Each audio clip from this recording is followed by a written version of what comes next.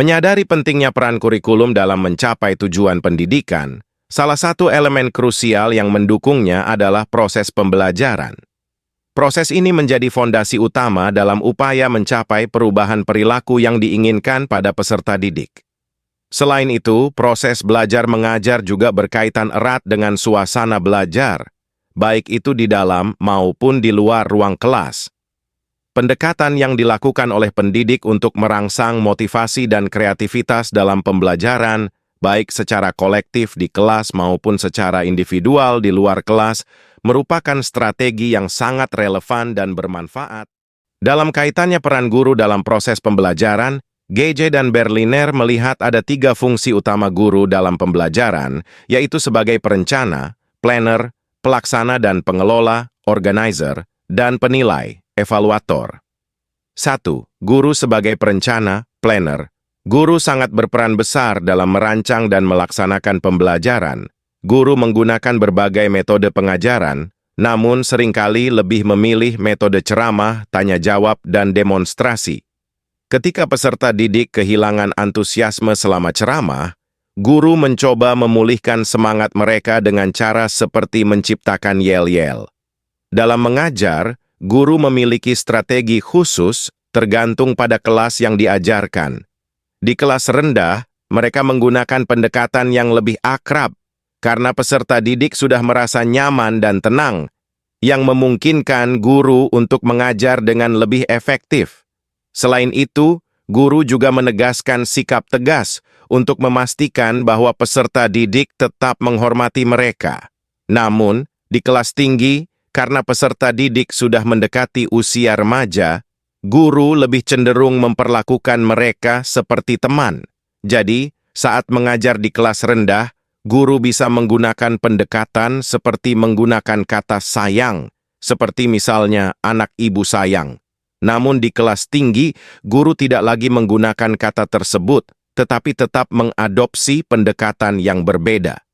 Jika diberi pilihan, guru akan lebih memilih untuk mengajar di kelas tinggi, karena peserta didik di sana memiliki perilaku yang berbeda dengan kelas rendah.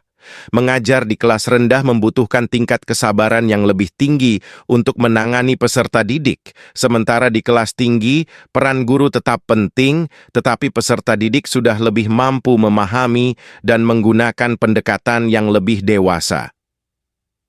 RPP guru bervariasi setiap tahunnya dan bahkan setiap semester karena disusun dengan mempertimbangkan tema dan materi yang berbeda-beda.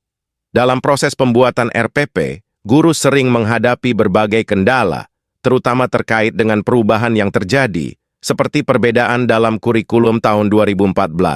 Selama masa pandemi, guru juga dihadapkan pada tuntutan untuk menyusun RPP harian secara online sesuai permintaan pengawas. RPP adalah dokumen yang merinci langkah-langkah dan pengaturan pembelajaran untuk mencapai tujuan spesifik yang ditetapkan dalam standar isi dan diuraikan dalam silabus. Ini merupakan tugas penting yang harus dilakukan oleh guru sebelum mereka memulai proses pengajaran di kelas. RPP berfungsi sebagai bukti rencana kegiatan pembelajaran yang akan dilakukan oleh guru. Dari penjelasan sebelumnya, dapat disimpulkan bahwa peran guru dalam perencanaan pembelajaran sangat penting. Proses pembelajaran dapat berjalan dengan lancar jika guru telah mempersiapkannya dengan baik dan memiliki profesionalisme yang tinggi. Terutama dalam situasi apapun, guru harus dapat menyesuaikan metode mengajar sesuai dengan kebutuhan siswa dan kelas yang diajar. 2. Guru sebagai pengelola, organizer.